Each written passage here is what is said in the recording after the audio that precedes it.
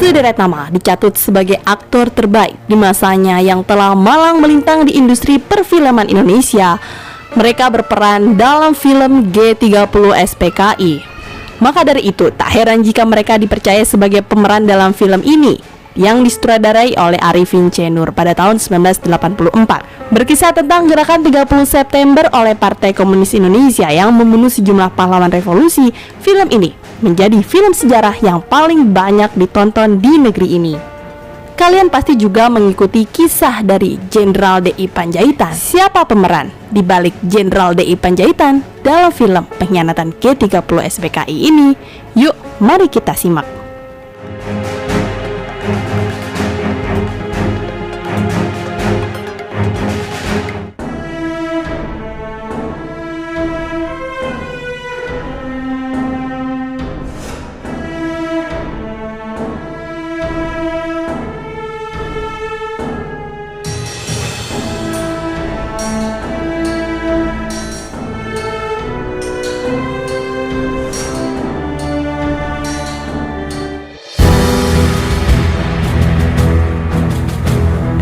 Edward Hutapea.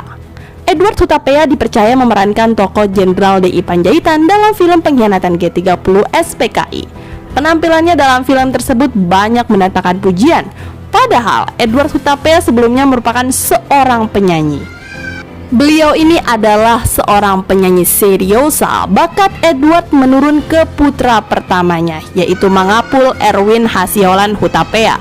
Meski Mangapul bekerja sebagai staf di perusahaan telekomunikasi, namun ia tetap eksis mengeluarkan lagu rohani maupun lagu daerah khas Batak. 30 September 1965, sekelompok tentara mengepung sebuah rumah di Jalan Hasanuddin 53 Kebayoran Baru, Jakarta Selatan. Mereka membawa senjata laras panjang pada pengepungan malam itu. Sang pemilik rumah, seorang perwira TNI Angkatan Darat yang saat itu sedang berada di sebuah kamar di lantai 2, terlihat tidak panik. Dengan mengenakan seragam militer lengkap, Brigadir Jenderal Donald Ishak Pandjaitan berkaca ke sebuah cermin di lemari besar. Beberapa kali ia merapikan seragamnya agar tidak terlihat kusut. Tentara sudah mulai masuk dan menguasai lantai 1 rumah. Tembakan pun dilepaskan.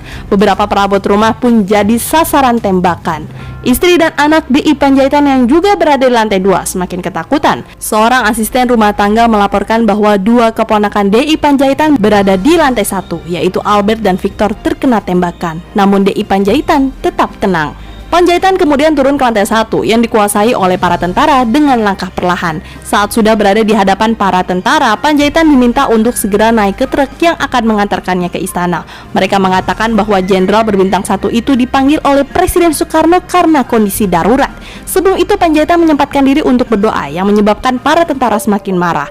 Seorang tentara memukulkan popor senjata, tapi oleh Pandjaitan ditepis sebelum menghantam wajahnya. Tentara yang lain marah. Asisten 4 Menteri Panglima Angkatan Darat itu pun ditembak. D.I. Pandjaitan pun tewas. Jenazahnya kemudian dimasukkan ke dalam truk dan dibawa pergi. Darah sang jenderal berceceran di teras rumah. Penembakan itu disaksikan oleh putri sulungnya, Catherine. Setelah gerombolan tentara pergi, ia mendatangi tempat ayahnya ditembak. Catherine memegang darah ayahnya dengan penuh haru dan mengusapkannya ke wajah.